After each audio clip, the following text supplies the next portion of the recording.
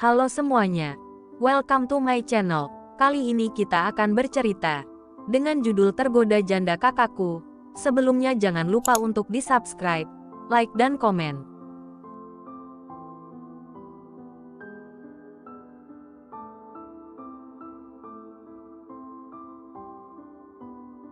Episode 80, Pendosa. Arga, Galih, dan Charlie menghadiri acara pemakaman ratu. Di sana mereka bertemu dengan John, dan mereka tahu betapa terpukulnya pria tua itu telah kehilangan wanita yang akan menjadi calon menantunya. Mereka tidak menemukan Rendra di sana karena pria yang telah menjadi seorang ayah itu tetap setia menunggui bayinya di rumah sakit. Pria itu benar-benar ingin memastikan bahwa putranya baik-baik saja. "Pah, bagaimana dengan Tias?" Arga bingung jika harus mengatakan kabar duka ini padanya, ucap Arga. Saat ini, para pria Baskoro dan Charlie sudah kembali ke perusahaan. Mereka berkumpul di ruangan Galih karena ingin membicarakan sesuatu. "Kita akan bicara dengan gadis kecil itu pelan-pelan. Biasanya para perempuan lebih mengerti tentang hal ini," jawab Galih. Karena sebenarnya ia sendiri juga tidak tahu apa yang harus diperbuat dengan Tias.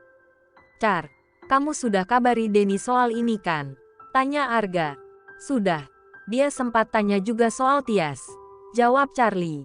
"Maksudnya?" tanya Galih. Denny tidak keberatan jika gadis kecil itu tetap tinggal di rumahnya. Tapi ia juga tidak bisa menolak jika keluarga Baskoro ingin mengambil alih Tias, jelas Charlie. Galih dan Arga mengangguk setuju. Denny bukan orang lain bagi mereka. Mereka sudah menganggap Denny adalah bagian dari pria Baskoro, sebagaimana halnya dengan Randika dan Charlie. "Hubungi saja pengacara karena papa ingin mengunjungi Arifin di sel tahanan. Aku ingin bicara dengannya tentang ini," kata Galih. "Tapi Pah," protes Arga. "Aku juga pernah merasakan betapa sakitnya kehilangan. Papa tidak mau ada kesalahpahaman dengannya lagi," ujar Galih dengan tegas. "Saya akan atur semuanya," kata Charlie penuh hormat. Sementara itu, Denny saat ini sedang tersenyum geli ketika melihat tingkah gadis pengasuh Tias. Gadis lugu itu sedang kesusahan mencoba membopong tubuh gendut Tias yang tertidur di ruang tengah. Dia tertidur. Denny tidak tega dan mendekat. Iya Kak. Aku mau membawanya ke kamar. Kasihan kalau terlalu lama tidur di sini. Siang-siang sih tidak apa-apa. Tapi kalau malam kan waktunya lama," jawab Isabel. "Berat ya?" tanya Denny. "Ini sedang dicoba. Susah, takut dia bangun nanti," ucap Isabel. "CKK. Baru segitu saja berat. Bagaimana kalau besok aku yang ada di atas?" kata Denny dengan lembut. "Ogah, Isabel nggak mau gendong kakak kalau kakak ketiduran di sini. Badan segede gaban gitu. Masa aku yang disuruh angkat?" keluh Isabel. "Ya sudah. Kalau begitu, kau saja yang di atas.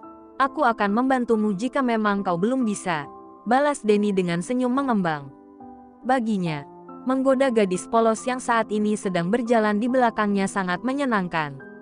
Denny yakin gadis itu pasti masih bingung dengan apa yang ia katakan barusan. "Memang Kak Denny mau membantu soal apa?" tanya Isabel. "Besok saja kalau sudah halal. Sekarang kamu fokus sama Tias saja sebelum kau harus membagi perhatianmu padaku," jawab Denny dengan nada lembut. Denny ingin sekali menggigit gadis itu ketika melihat Isabel mengangguk-angguk seakan mengerti dengan semua yang dikatakannya. Entah apa yang sekarang ada di otak gadis itu. Denny meletakkan tubuh gendut Tias di atas ranjang dan sekilas mencium keningnya. "Bele, kakak ingin bicara denganmu sebentar. Kita bicara di ruang kerja kakak saja," ucap Denny. Isabel hanya mengangguk dan mengikuti langkah Denny ke ruang kerjanya. Selama tinggal di sini, tak sekalipun Isabel pernah memasuki ruang kerja milik Denny. Bukan karena dilarang, tapi setiap pagi sudah ada maid yang bertugas membersihkan rumah.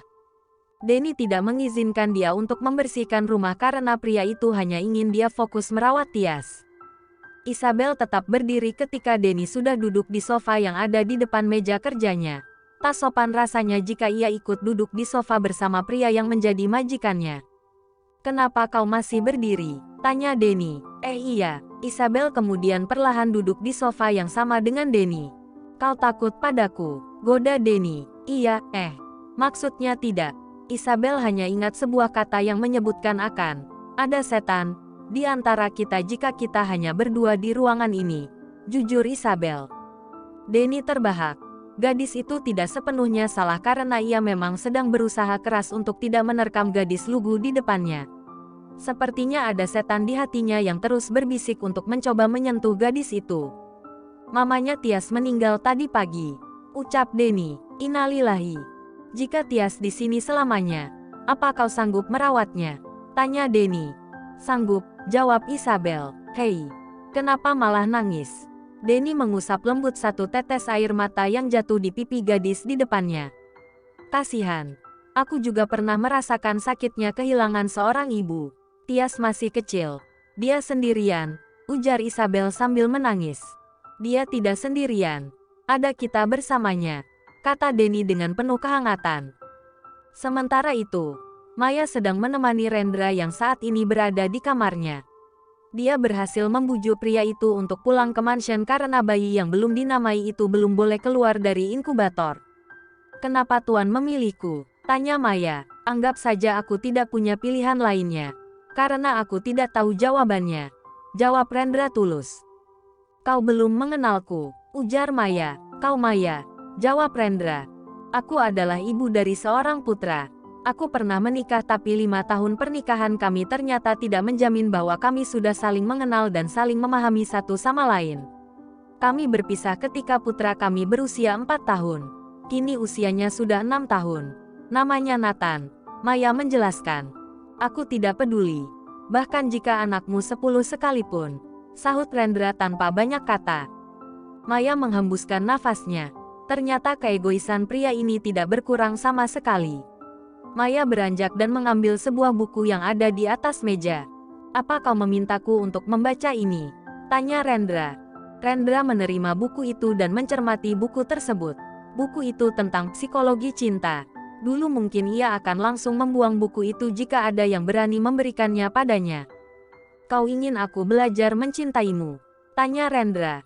Bukan, dari buku itu kau akan bisa belajar untuk mencintai dirimu sendiri dan mencintai orang-orang di sekitarmu. Pelan-pelan kau akan menikmati bagaimana rasanya mencintai ataupun dicintai. Jelas Maya. Kau sudah membacanya? Tanya Rendra. Aku yang membuatnya, jawab Maya. Rendra melihat sampul buku itu kemudian tertawa. Kenapa kau tertawa? Tanya Maya. Kau pembohong, kata Rendra dengan nada tajam. Maya terdiam. Dia sedang merutuki dirinya sendiri yang tanpa sadar membongkar identitasnya sendiri. Dari puluhan buku yang ada di sudut ruangan, mengapa buku karangannya sendiri yang ia ambil? Dari awal aku sudah tahu bahwa kau bukan seorang pembantu biasa. Ayahku tak akan main-main jika itu mengenai diriku. Aku tak sengaja menemukan bukumu di lemari buku ayahku. Dari situ aku tahu bahwa kau seorang psikiater, kata Rendra. Kau marah? Tanya Maya. Sangat. Aku marah ketika ternyata aku masih saja dianggap gila oleh ayahku. Tapi aku tak bisa berbuat apa-apa karena aku memang membutuhkan bantuanmu saat itu. Kau tahu aku bahkan tak bisa menggerakkan badanku, ungkap Rendra. Lama-lama kau nyaman denganku, ucap Maya. Mungkin, jawab Rendra. Bagaimana dengan wanita yang pernah kau puja itu? Tanya Maya. Ingin tahu tentang masa lalu Rendra yang pernah tergila-gila dengan seorang wanita yang sudah bersuami dan memiliki anak. Dia wanita yang hatinya dipenuhi dengan rasa cinta. Hanya ada cinta di hatinya. Aku mengaguminya. Di luar sana terlalu banyak wanita cantik dengan hati busuk. Kecantikan mereka digunakan hanya untuk mencari kenikmatan dunia. Aku membencinya. Mereka seperti ibuku yang meninggalkan aku dan ayah hanya karena kondisi kami yang miskin waktu itu.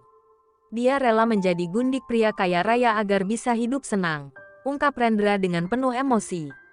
Kau masih kagum pada wanita itu? Tanya Maya. Masih. Kau keberatan jika aku jujur? Tanya Rendra balik. Tentu saja tidak, jawab Maya. Dulu aku sangat ingin memilikinya, tapi semakin hari aku semakin sadar. Dia tak akan bahagia jika aku memaksakan rasaku. Seperti ketika aku meminta ayahku untuk membawa ratu ke rumah ini. Rendra terdiam sejenak, menghembuskan nafasnya berat. Seolah-olah masih ada beban berat di hatinya yang ia rasakan sampai saat ini. Aku ingin dia merasakan sakit yang dirasakan aku dan ayahku. Waktu itu aku hanya mengungkapkan cintaku padanya. Tapi dia dan keluarganya bertubi-tubi menghancurkan kami. Mereka menganggap cintaku sebagai sebuah kejahatan. Aku ingin dia juga merasakan sakit ini. Aku membuat neraka untuknya, tapi semakin aku menyiksanya, malah membuat hatiku semakin sakit. Aku menyesal. Apa itu terdengar lucu? Cerita Rendra dengan nada penuh penyesalan. Sedikit, akui Maya. Sepertinya percuma karena sesalku datang ketika dia sudah pergi untuk selamanya. Aku ingin berterima kasih padanya karena sudah memberikan hal terindah untukku. Putraku Pangeran Jonathan. Nama yang kuambil dari nama ayahku dan nama ibu dari putraku. Nama yang bagus sekali. Ratu pasti juga akan suka dengan nama itu. Dia juga pasti tahu kau sudah menyesali semuanya. Kita akan memulai semuanya dari awal, ujar Maya dengan penuh harapan. Aku tak akan memaksamu, Cih. Semudah itu kau berubah pikiran Tuan. Sepertinya aku memang harus berpikir ulang tentang tawaranmu kemarin. Aku tidak bisa mendampingi orang yang lemah, yang bahkan tidak bisa memegang perkataannya sendiri, ejek Maya. Aku psikopat gila. Semua wanita pasti akan berpikir 1000 kali sebelum memutuskan untuk mau mendampingiku, ujar Rendra. Kau istimewa, puji Maya. Rendra terbahak mendengar kata-kata manis Maya. Wanita itu menyebutnya istimewa. Dilihat dari segi manapun, tidak ada hal istimewa dari dirinya yang bisa ia banggakan. Kau istimewa Tuan. Aku lebih suka pendosa yang menyadari kekurangannya daripada seorang soleh yang memamerkan segala kelebihannya. Jelas Maya. Apa itu artinya kau memberikan kesempatan padaku? Tanya Rendra. Aku hanya memberikan kesempatan pada diriku sendiri untuk meraih cinta. Kita akan belajar bersama-sama. Belajar untuk menjadi pribadi lebih baik agar pantas dihormati dan disayangi oleh putra-putra kita kelak, kata Maya. Rendra meraih tangan Maya dan mereka sama-sama tersenyum. Merasa optimis akan masa depan yang lebih baik bersama-sama.